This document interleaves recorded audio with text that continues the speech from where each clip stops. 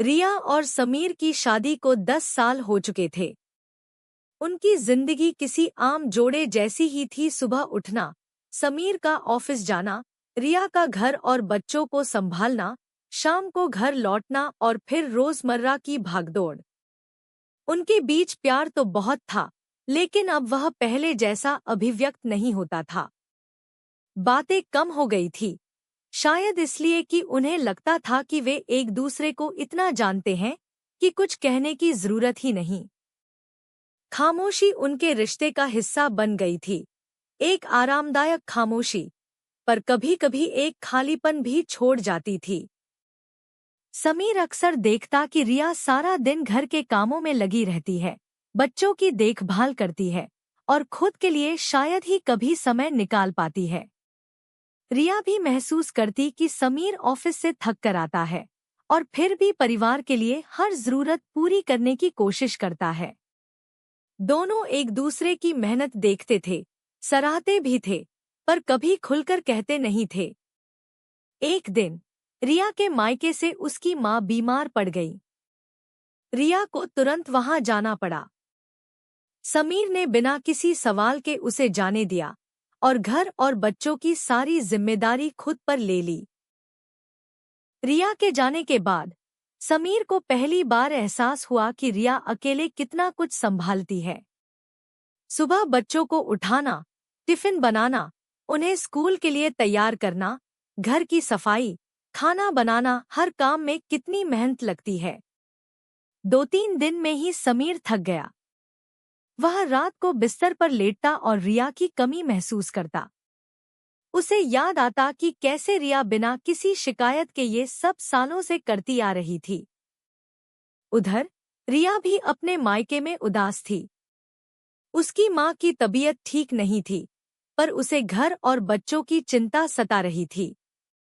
उसे याद आया कि कैसे समीर हमेशा उसके हर फैसले में साथ खड़ा रहा, कैसे हर मुश्किल में उसने बिना कुछ कहे उसका सहारा दिया। जब भी उसे कोई जरूरत हुई, समीर हमेशा एक कदम आगे मिला। एक हफ्ता बीत गया। रिया की मां की तबीयत थोड़ी ठीक हुई, तो उसने घर लौटने का फैसला किया। समीर उसे लेने स्टेशन आया। जब रिया ने समीर को देखा, तो उसे लगा जैसे उसने कितने दिनों से उसे देखा ही नहीं था। समीर भी रिया को देखकर मुस्कुराया, पर उसकी आंखों में थकान साफ दिख रही थी। घर पहुंचकर रिया ने देखा कि घर थोड़ा बिखरा हुआ था, बच्चे भी थोड़े थके हुए लग रहे थे। पर समीर ने पूरी कोशिश की थी सब कुछ संभालने की।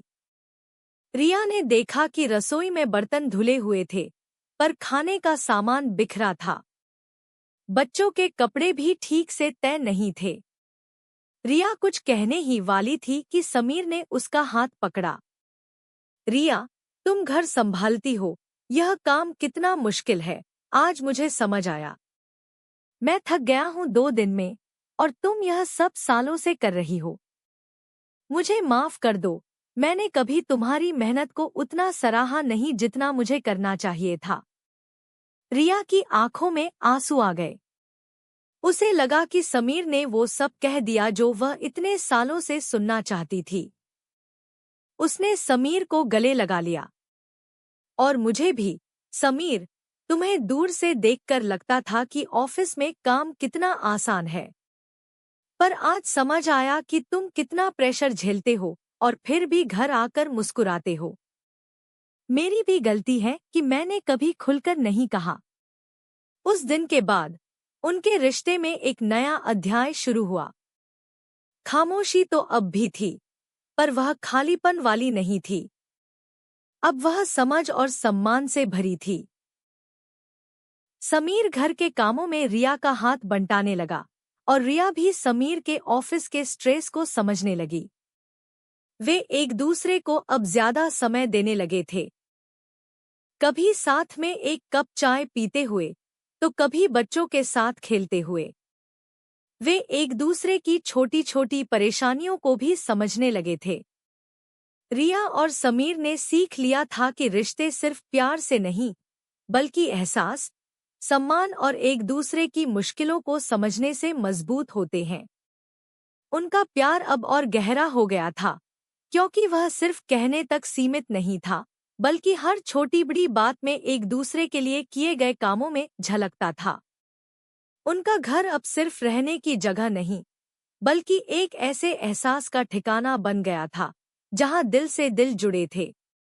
तो दोस्तों, यह कहानी हमें बताती है कि रिश्तों में अक्सर कुछ बातें अनकही रह जाती हैं।